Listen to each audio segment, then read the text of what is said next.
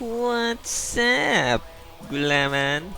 Alright, so monthly update natin. Yan. So ngayon lang tayo nagawa ng video after a month. So ito na yung nangyari sa account ko no after 30 days of playing. More than 30 days, 33 day 33 na ata ngayon. Yan. So ang combat power ko is 226. Yan. Tapos yan yung stats. Sa general stats, yan, 50k, 5k magic attack, 22 PDEF, MDEF 625, tapos P damage, M damage pala, sorry, 125, P damage reduction, 84 at 60 sa magic reduct. Tapos, PvP damage bonus, 1k lang. PvP damage reduction, 857 lang. So, yung combat power ko medyo mababa siya compared sa ibang players, no? Kasi, unang-una, hindi ako yung players na naglagay ng maraming pet. Kasi pag naglagay ka ng maraming pet, siguro abot na ng 230 or 40 yung aking stats or yung combat power kung marami kang pet. Kasi malaki yung, yung power na ito. Diba, dagdag sa combat power mo yan eh. Yan. So, unang-una, bakit hindi ako naglalagay ng maraming feathers? Fake combat power kasi yon. Tsaka konti lang yung stats na mabibigay niya sa may tutulong kung iti-tier up mo siya kagad. Tulad halimbawa nitong aking Sohi, tier 7 na siya. So, yan lang yung na-upgrade ko. Pinupush ko lang siya hanggang mag-tier 9. So, kapag tier 9 na siya or tier 10, maglalagay na ako ng pang-apat na pet, which is si Squidget. Yan. Para sa PvE. Yan. Pero si Zoe yung ginagamit ko sa PvP. Diba kasi OP siya. Meron siyang blind. Tapos pagka nag-tier 9 siya, meron siyang freeze. Yung freeze nito ay immobilized. Hindi siya naka-counter ng mark card. Yan. Kaya siya OP. Yan. Tapos balik tayo sa stats, no? So ngayon nagpapump ako ng PDEF MDEF kasi marami ng mga players yung iiwanan at mali yung build dahil kung sino-sino yung pinapanood na content creator or streamer, di ba? Yung ibang sabihin ko sa inyo, ibang streamers na nagbi-build hindi naka-ignore def yung def nila. No, ang nakalagay dito siguro isang light. Diba ba yan? Light. Ganyan. So, pag ganito yung build mo, mas mababa yung damage mo. Magkakaroon ka na mas mataas na PvP damage bonus kapag ganito yung build mo. So, kasi hinahabol nila yung PvP damage bonus. Lalo requirement sa guild nila. Kaya pinupush nila yung ganitong build. Pero sa totoo lang, yung ganitong build ng feathers is mababa yung damage. No? Hindi masyadong effective yung PvP damage stats dito. At saka reduction stats ng PvP. Kaya mas malaki yung impact sa damage kung naka-ignore def ka. Lalo na kung ta-target ka ng mga supports. Tulad ng pare at saka bard. Yan. Tapos ganun din sa defensive feathers, maraming players, 'di ba? Pinupush yung 4 gold. Halimbawa lagay sila diyan ng divine, tapos dito lagay sila ng nature. Pero ang mangyayari, mababa yung tier or syempre huhugutin nila yung time space, babawasan nila para ma-tier up yung nature tsaka divine. So walang masama sa ganitong stats. Ang problema lang sa count ng resources. Kung ikaw yung tipo ng player na hindi nakakapag-bid sa guild auction, 'di ba? Hindi ito magandang setup. 'Di ba? Gamitin mo yung mga free resources na mga purple, mas okay yan. Diba? Lagay ka dyan ng ganyan. Yan. Mas okay yung ganito. Yan. Mas mataas yung tier, mas mataas yung defense. Tapos, yan, wala nga lang siyang PvP stats na multiplier. Pero meron niyang PvP damage bonus at saka PvP reduction na mas mababa lang naman ng konti. Di ba? At tulad ng sinasabi ko, hindi siya ganun ka-effective sa stats na marami kasing players, di ba? Sobrang taas ng PvP damage bonus, sobrang taas ng PvP damage reduction, pero ang baba ng magic damage, ang baba ng P damage reduction, M damage reduction, mababa. Hindi kasi yan magiging effective yung PvP stats nyo kung mababa yung base stats nyo. Yung base stats, ito yan, yung mga nandyan, pataas, PDEF, MDEF, base stats, magic attack, yan, refine attack, yan, ang mga base stats. Kaya kung, di ba, pinupush kayo ng guild leader nyo na mag pataas ng PvP damage bonus at PvP damage reduction kasi requirement nila 1.5, di ba, tanga yung guild leader nyo. Yun lang yun. Tapos ganun din, no? Ganun din sa eto, demi-human tsaka ano pa ba yun? Medium reduction. Yung mga reduction dito sa special stats, yan. Hindi yan magiging effective kung mababa yung P damage and M damage reduction nyo. No? Kasi yung iba nakikita ko nakadalawang Tara Frag pero ang baba ng P damage reduction tsaka magic reduction. So wala rin, ganoon din. Papasok pa rin ng damage sa inyo. Mabubutas pa rin yung defense nyo. One hit pa rin kayo kung mababa yan. So kung maglalagay man kayo ng Tara Frag sa shield, di ba?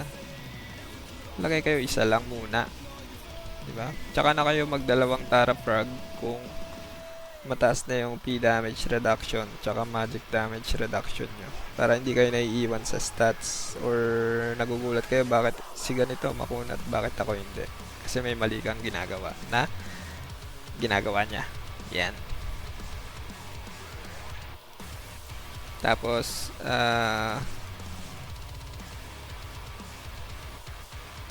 yan, tapos yung ibang players, 'di ba? Sa shop, 'di ba? Yung mga binibili dito dapat Heart of Valor, yung mga feathers. Tsaka pag may sobra ka, Mora coins o di kaya ipang bid mo, 'di ba? Kung ayaw mo ng Mora coins or kung merong merong kang chance na makapag-bid sa guild nyo, mag-bid ka ng card fragments. Importante yon. Mas malaki yung stats na makukuha mo kung magko-collect ka ng mga puppet cards. No, ganun din sa puppet cards, no? Merong mga baliw-baliw mag-puppet cards. Yung iba kinukuha yung deviling, yung PvP damage reduction tsaka PvP damage bonus. Yun yung inuuna nila. So hindi yun magandang card. Na magandang card na unahin, 'di ba? Goblin Leader, damage to medium. O kaya Doppelganger, damage reduction to medium. Yan. So pagka na-upgrade ko na to or naka-10 na akong Doppel, 'di ba? Papalitan ko muna to pansamantala. Yung Goblin Leader ko, pwede mo kasi siyang i-reset at gawing Doppel para dalawa yung Doppel ko na damage reduction to medium. Kasi sa ngayon, hindi pa available yung medium reduction sa offhand. Yun kasi yung magandang ilagay dyan. Yung end game card kasi natin sa shield ay isang Tara Frag at isang Tearfing. No? Si Tearfing sa GH pa siya lalabas at mahirap siyang makuha kasi mini card siya. Yan. Pero yun yung dapat na nakalagay dyan. Pero sa ngayon, yan. Horn muna. Diba? Horn at saka Tara Frag. Tapos weapon card mo, syempre basic, Hydra at saka Scale Worker sa PvP. Meron ako ditong card na ayan, Obion. Ginagamit ko to sa SG at saka sa Cold Bolt. Pero kasi nakaloot na ako ng Hydra, kaya Hydra na yung ginagamit ko. Mas mataas yung damage. Siguro kung gagamit ako ng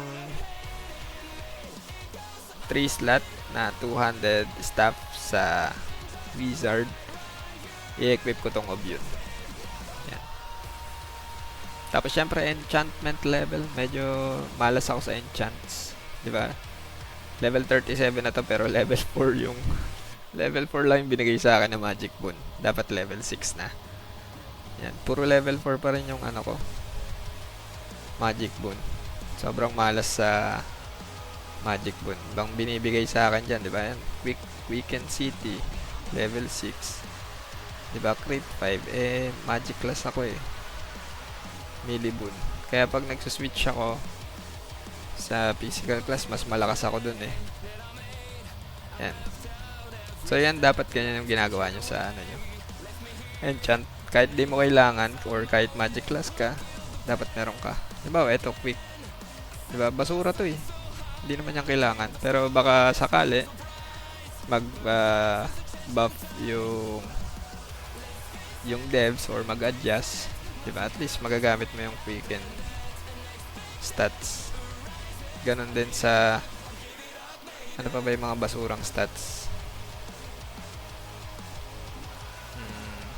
Ayan, halimbawa resistance, 'di ba? Basura 'to Walang gumagamit niyan kasi pag ginamit mo 'yan, siguro nga hindi ka less stun or less freeze ka, less blind, pero malambot ka. Pero kahit ganun pa man, kahit di ko kailangan, naka-save diyan para kung sakaling mabuff, hindi mahirap magpalit.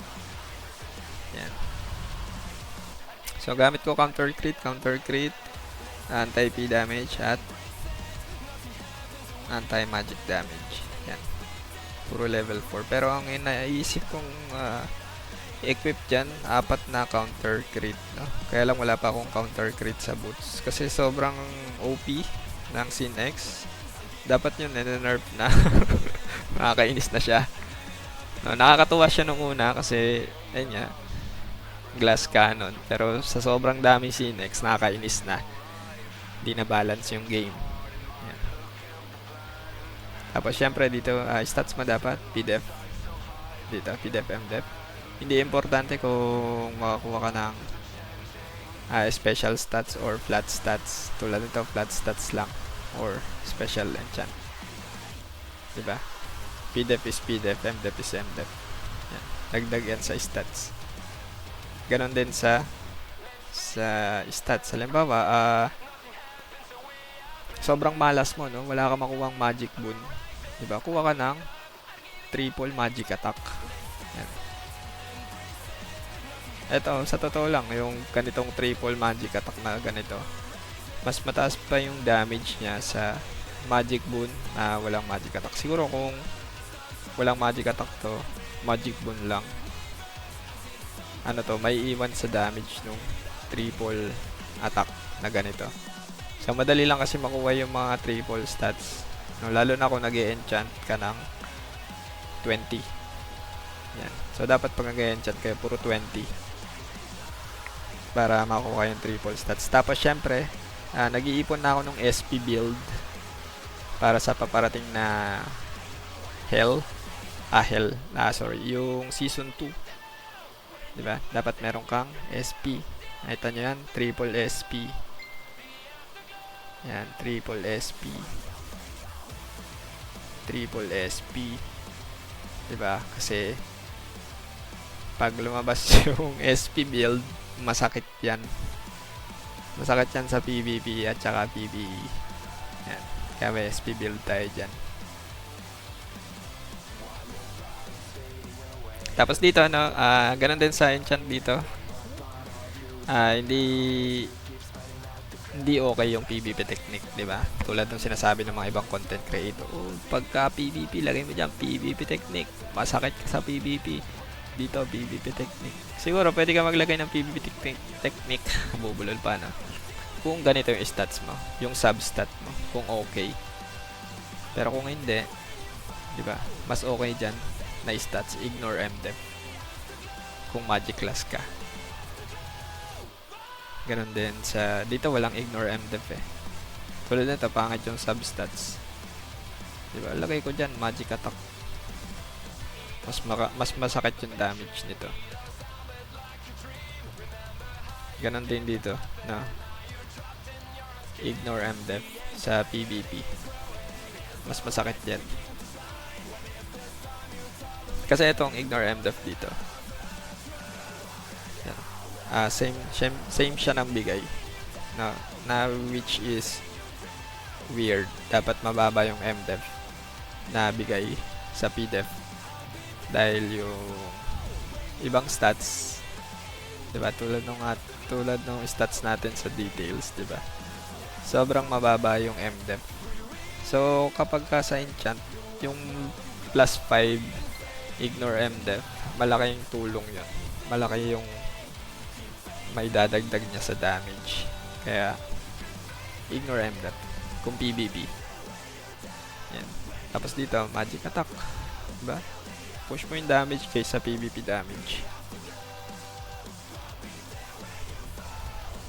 Tapos barding sa mount. Yung ibang players nag-upgrade lang ng 3 o di kaya 4. Diba? Pinupush yung physical attack lang or magic attack lang. Okay lang yun, ha?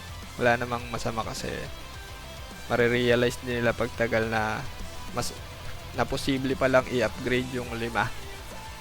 Diba? Na sayang kasi yung ibang stats na yan kung hindi mo i-upgrade. Yung iba kaya sobrang taas nung combat power dahil din dito, no? Kasi pag mataas yung physical attack mo, ano ba, yung brave mo nasa 200 na or 300 na, malaki yung nun, combat power. Tapos ganoon din dito, ito kailangan mo lang itong ipag-balance tong 4. Yan. Pero ngayon, nahinto ako dito, wala akong pang-upgrade.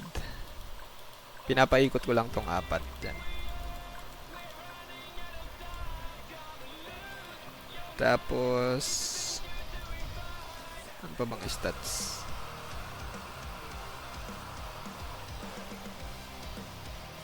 Tapos, syempre yung Divine Armament, no? Divine Armament mo, wala pa akong Ignore Def. Dapat Ignore Def yung meron ka dito.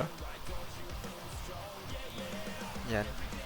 50. Kung makakuha ka ng 50, yun lagay mo dyan. Kaysa PvP damage bonus. Siguro, maglalagay ka lang ng PvP damage bonus kung wala kang stats eh. Wala kang, halimbawa, meron akong PvP damage bonus na nakuha. Di tanggalin ko na tong dex. Di ko naman siya kailangan. Ganon din halimbawa dito. Yan, meron akong PvP damage reduction. Kahit sinasabi kong basura yan. Kasi, wala eh. Ano lalagay ko? Healing done. Beat. Siguro HP pwede. Pero may HP pala ako dito. 720. Yan, kaya okay na yan. PvP damage reduction. Pero importanteng stats dyan, PDEF, MDEF, ganun din sa boots, MDEF. Wala pa pala akong PDEF dito sa boots. Tapos ganun din, no? Armor, PDEF, MDEF. Yung mga flat stats. Kasi may nakukuha dito ang percentage stats. Saan ba yun? Armor ba yan? O shield? Dito ata yun. Wala pala. Pero yan yung pinaka-okay na stats. PDF, yung flat, no? PDF, MDEF. Dapat meron ka nyan sa Divine Trait mo. Tapos yung iba, HP na lang. Or kung anong available. Yan. So, yun lang, no? At kung meron kayong question or meron kayong gustong build sa ibang class, diba? Pwede natin yan gawa ng video. Lahat ng class ay inikutan ko, no? Lahat. Siguro halos everyday naubos yung Eden coins ko kakapalit ng class para matest ko lahat kung ano yung okay at saka yung siyempre para tama yung mga information na ibibigay natin sa inyo. Yan. So, yun lang muna sa kayo, no? At kita-kits next sa video. Bye-bye!